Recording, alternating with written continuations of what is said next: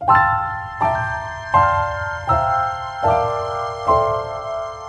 Hello నమస్తే, welcome to our channel. నేను మీ కుమార్ నానబాల.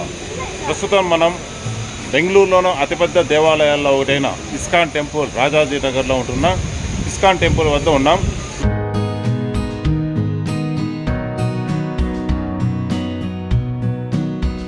ఈ ఆలయాన్ని 1997 మే 31వ తేదీ అప్పటి మన రాష్ట్రపతి శ్రీ శంకర్ దయాళ్ శర్మ గారి చేతుల మీదుగా ప్రారంభించడం జరిగింది. ఈ ఆలయంలో భక్తులకు ఉదయం 4:30 నుంచి 5:15 వరకు, అనంతరం 7:15 నుండి మధ్యాహ్నం 1 వరకు, సాయంత్రం 4:15 నుండి 8:15 వరకు దర్శన భాగ్యాన్ని కలిగిస్తారు. మరియు శని ఆదివారాలలో మరియు ప్రత్యేక దినాల్లో ఉదయం 7:15 నుండి రాత్రి 8:15 వరకు నిరంతరం దర్శన భాగ్యం ఉంటుంది. ఈ ఆలయం బయట నుండి ఎంత అందంగా ఉంటుందో లోపల కూడా అంతే అందంగా ఉంటుంది. ఈ ఆలయంలో రాధాకృష్ణుల వారి దర్శనార్థం కొన్ని మెట్లు ఎక్కి లోపలికి వెళ్ళవలసి ఉంటుంది. అయితే ప్రతి మెట్టులోనూ హరే కృష్ణ కృష్ణ కృష్ణ హర హరే, హరే రామ రామ రామ హర హరే అనే శ్లోకాన్ని స్మరించుకుంటూ పైకెళ్లాలని, అట్లా వెళ్ళినట్లయితే సంపూర్ణ మనశ్శాంతి కలుగుతుందని ఇక్కడ వారు చెబుతారు. అలా కొన్ని మెట్లు ఎక్కిన తర్వాత మనకు మొదటిగా ప్రహ్లాద నరసింహస్వామి దర్శనమిస్తారు. ఈయన దర్శనానంతరం తిరిగి కొన్ని మెట్లు ఎక్కాల్సి ఉంటుంది. అక్కడ మరో సౌందర్యమూర్తి శ్రీ వెంకటేశ్వర స్వామి వారి దర్శన భాగ్యం కలుగుతుంది. వీరిరువురి దర్శనానంతరం మరికొన్ని మెట్లు పైకి ఎక్కిన తర్వాత మెయిన్ టెంపుల్లోకి ఎంట్రీ ఉంటుంది. ఇక్కడ భక్తులు ఆనంద తన్మయంతో ఓలలాడుతూ ఉంటారు. ఈ ప్రధాన ఆలయంలో శ్రీకృష్ణ బలరాముల విగ్రహాలు, శ్రీ రాధాకృష్ణ చంద్ర విగ్రహాలు మరియు శ్రీకృష్ణ భగవానితో పాటు ఆయన మిత్రులు నిఠాయ్, గౌరంగ విగ్రహాలు దర్శనమిస్తాయి.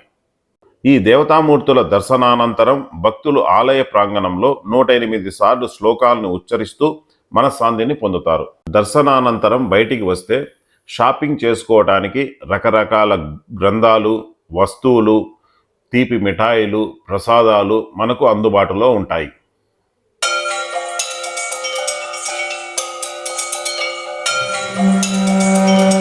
ఇక్కడ మనం దేవతామూర్తుల రకరకాల లోహపు విగ్రహాలను మనం గమనించవచ్చు.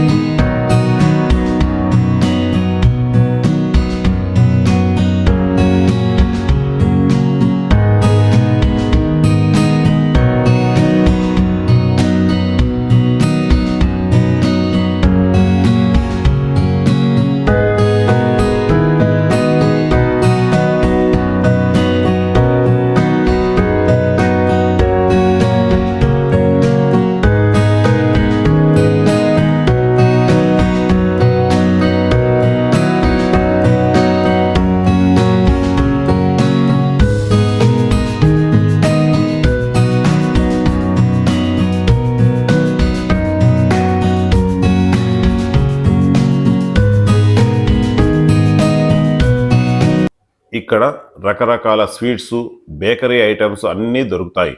ముఖ్యంగా చిన్నపిల్లలు ఇక్కడ బాగా ఎంజాయ్ చేస్తారు.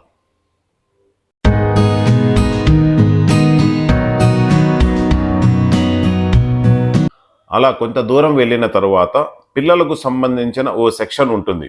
ఇక్కడ పూర్తిగా పిల్లలకు అవసరమైన వస్తువులు అందుబాటులో ఉంచారు.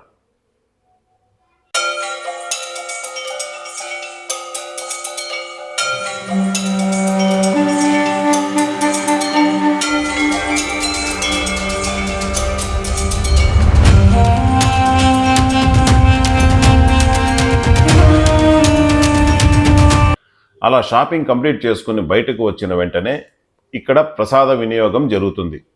ఇక్కడ ప్రసాదం చాలా అద్భుతంగా ఉంటుంది.